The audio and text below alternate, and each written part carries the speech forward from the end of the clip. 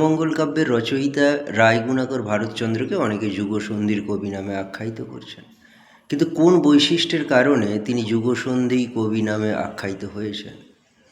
প্রথমত হচ্ছে, যদি তার কাব্য কাঠামো আমরা লক্ষ্য করি তাহলে দেখতে পাব তিনি মঙ্গল কাব্যের যে কাব্য রীতিকে অনুসরণ করছেন।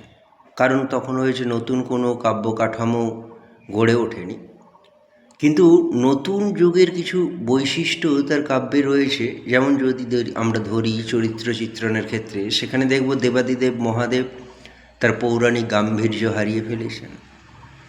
তিনি কি করেছেন, রাস্তায় ভিক্ষার ঝুলি হাতে বেরিয়ে পড়েছেন, ছোট ছোট ছেলেমেয়েরা তার গায়ে ধুলো ছিটিয়ে দিচ্ছে।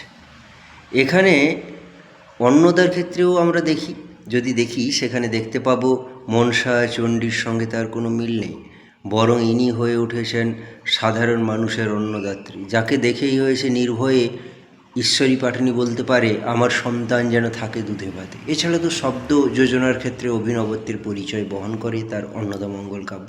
যাই হোক, আমি একটা করে উদাহরণ দিয়ে দেখালাম যে তিনি যুগসন্ধির কবি নামে কেন পরিচিত।